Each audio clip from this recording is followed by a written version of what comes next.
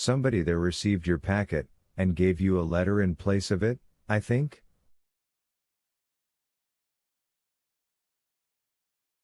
Yes, the Grand Marshal did. And what did you do with that letter? Put it into my portfolio. You had your portfolio with you, then? Now, how could a sailor find room in his pocket for a portfolio large enough to contain an official letter?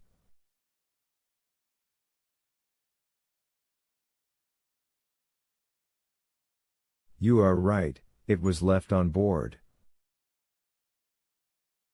Then it was not till you returned to the ship that you put the letter in the portfolio? No. And what did you do with this same letter while returning from Porto Ferraio to the vessel?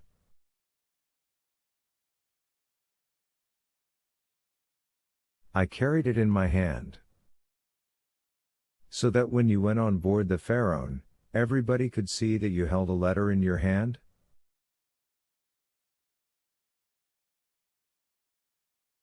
Yes. Danglars, as well as the rest? Danglars, as well as others. Now, listen to me, and try to recall every circumstance attending your arrest. Do you recollect the words in which the information against you was formulated?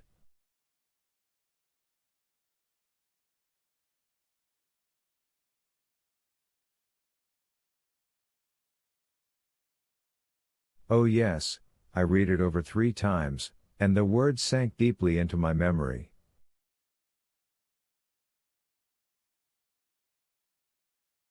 Repeat it to me.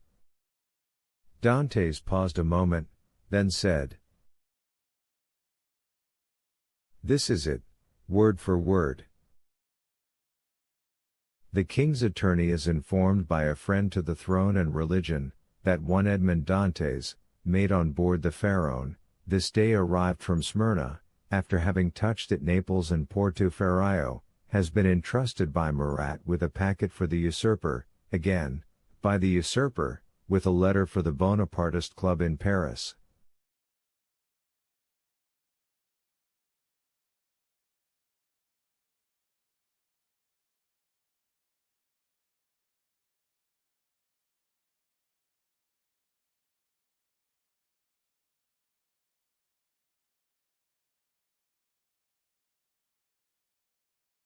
This proof of his guilt may be procured by his immediate arrest, as the letter will be found either about his person, at his father's residence, or in his cabin on board the Pharaon.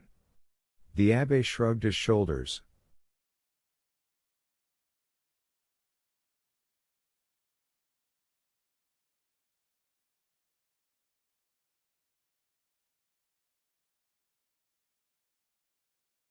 The thing is clear as day, said he, and you must have had a very confiding nature, as well as a good heart, not to have suspected the origin of the whole affair.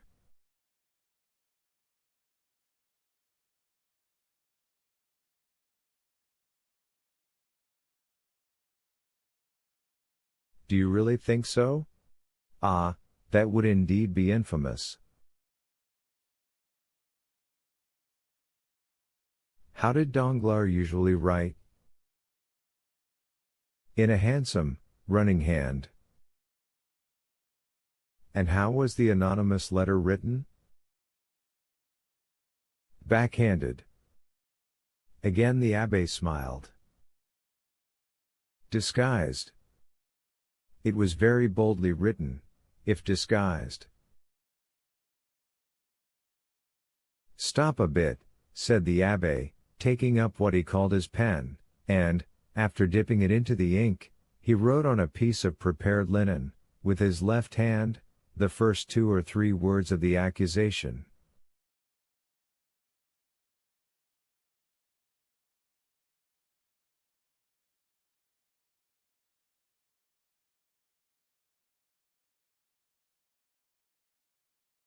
Dantes drew back, and gazed on the abbé with a sensation almost amounting to terror.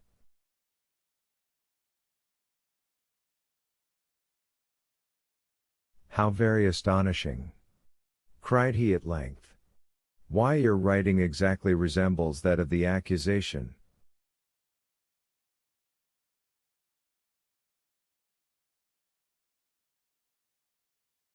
"Simply because that accusation had been written with the left hand, and I have noticed that."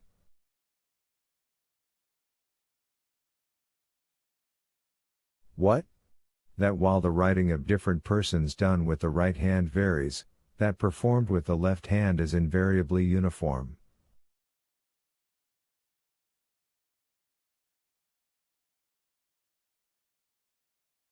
"You have evidently seen and observed everything.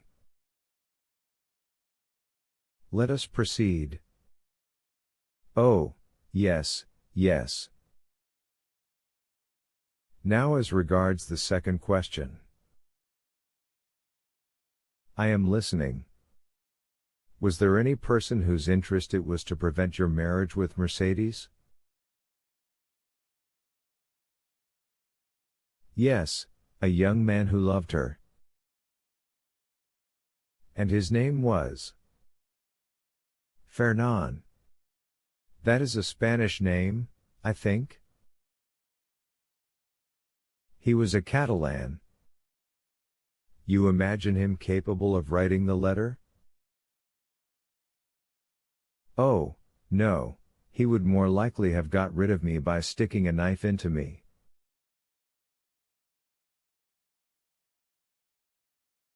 "That is in strict accordance with the Spanish character, an assassination they will unhesitatingly commit, but an act of cowardice, never."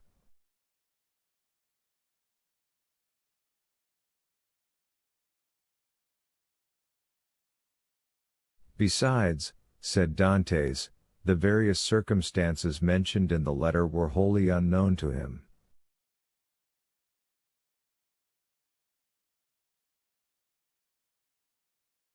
"You had never spoken of them yourself to any one?" "To no one." "Not even to your mistress?" "No, not even to my betrothed." "Then it is Danglars." "I feel quite sure of it now." "Wait a little. Pray, was Danglars acquainted with Fernand?"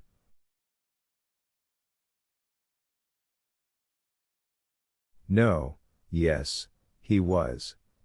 Now I recollect."